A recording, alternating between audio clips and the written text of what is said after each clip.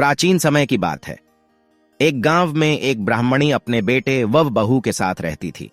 ब्राह्मणी के पति गांव में बने गणेश मंदिर में पुजारी थे। उनके मरने के बाद ब्राह्मणी वहां सेवा करने लगी। वह मंदिर की साफ सफाई व पूजा पाठ का सारा इंतजाम करती थी।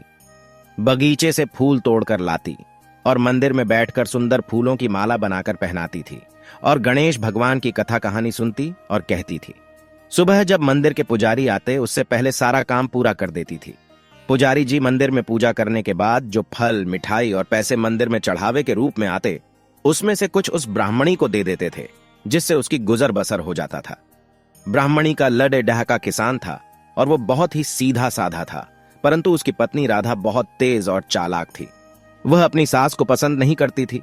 ब्राह्मणी दोपहर को घर आती तब राधा मंदिर से लाए हुए मिठाई और फलों को छुपाकर अपने कमरे में रखा आती थी और सूखी रोटी व पानी मिली हुई सब्जी ब्राह्मणी के सामने लाकर रख देती थी। जब वह कहती कि यह कैसा खाना बनाया है तो वह लड़ने को तैयार हो जाती और कहती जैसा हम खा रहे हैं वैसा ही आपके लिए बनाया है। पर असलियत में उसने कुम्हार से खाने की हांडी ऐसी बनवाई थी जिसमें 2 भाग थे। वह एक तरफ अपनी सास के लिए सब्जी बनाती और दूसरी तरफ अपने लिए और अपने पति के लिए बनाती थी। जब परोसती तो सास को पानी मिली सब्जी देती। ब्राह्मणी थोड़ा खाना खाकर संतोष कर लेती और दिन रात गणेश भगवान से प्रार्थना करती, हे प्रभु, मेरे परिवार पर कृपा बनाए रखना। ब्राह्मणी पूरा दिन गणेश भगवान के भजन करने में निकाल देती। गणेश भगवान की कृपा से किशन का कारोबार अच्छा चल रहा था। वह शाम को काफी पैसे लेकर आता था, परंतु राधा किसी को भनक नहीं लगने देती थी। वह हमेशा गरीबी का रोना रोती रहती थी। इसी कारण उसकी सास परेशान होकर गणेश भगवान से प्रार्थना करती। ऐसे ही समय बीत रहा था। एक दिन उसके घर के द्वार पर एक बूढ़े ब्राह्मण आया और भिक्षा मांगने लगा।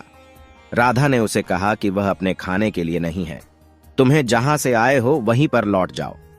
तब ब्राह्मणी ने मंदिर से लाए हुए प्रसाद उस ब्राह्मण को दे देती है। यह देखकर ब्राह्मण बहुत खुश होता है। जब वह से जा रहा था तो तभी किशन वहां आ गया। उसने ब्राह्मण का आदर सत्कार किया और उनसे आग्रह किया कि आप हमारे यहां आज भोजन करें। ब्राह्मण ने मना किया पर वह नहीं माना। जिद करने पर वह भोजन करने को तैयार हो गए, पर उन्होंने कहा, मैं भोजन तभी करूंगा जब तुम दोनों भी मेरे साथ भोजन करोगे।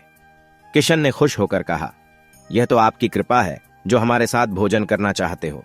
आप उसने राधा को भोजन लाने के लिए कहा। राधा को बहुत बुरा लग रहा था, पर वह कुछ भी नहीं कर पा रही थी। भोजन परोसा गया। तब किशन ने कहा, हे गुरुजी, पहले आप भोग लगाइए, तब हम भोजन शुरू करेंगे। ब्राह्मण ने थाली देखी तो उनकी और ब्राह्मणी की थाली में पानी भरी सब्जी देखा। वह किशन की थाली में घी से भरी सब्जी देखी। उन्होंने कहा, मैं वहां भोजन नहीं कर सकता जहां अतिथियों का सत्कार न होता हो। यह कहकर वह उठ खड़े हुए। किसान ने उनके पैर पकड़ डांच लिए और पूछा, मुझसे क्या गलती हो गई जो आप भोजन ग्रहण किए बिना ही जा रहे हैं? बूढ़े ब्राह्मण ने कहा, गणेश भगवान का तुम पर विशेष कृपा है, पर तुम खुद घी में बनी सब्जी खा रही हो और रोज अपनी मां को पानी मिली सब्जी देती हो, जिससे वह आधा पेट खाना खाकर रह जाती है। किशन ने कहा, पर हमारे यहां तो एक ही हांडी में खाना पकता है। किशन ने ध्यान से देखा तो तीनों थालियों में अलग अलग तरह के भोजन थे।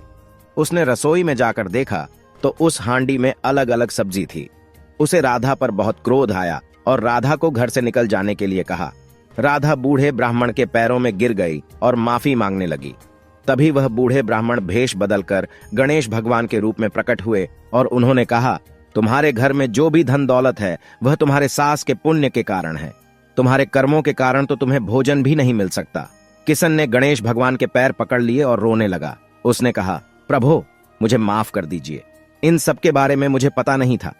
बुढ़िया भी गणेश भगवान के पैरों में गिर गई और अपनी बहू बेटी के लिए माफी मांगने लगी। गणेश भगवान ने कहा, जिस घर में बुजुर्गों का सम्मान नहीं होता है वह कपट होता है, वहां मेरा वास नहीं होता है। इसलिए तुम आज से अपनी मां का खूब सेवा करना और इन्हीं के हृदय में गणेश भगवान का वास समझकर यदि तुमने ऐसा किया तो 1 वर्ष के बाद तुम्हारे घर में 4 गुना धनवर्षा होगी। यह कहकर गणेश भगवान अंतर्ध्यान हो गए। हे गणेश जी महाराज, अपने सभी भक्तों पर अपनी कृपा बनाए रखना। कहानी अधूरी हो तो पूरी करना, पूरी हो तो मान रखना। प्रेम से बोलो, गणेश भगवान की जय हो।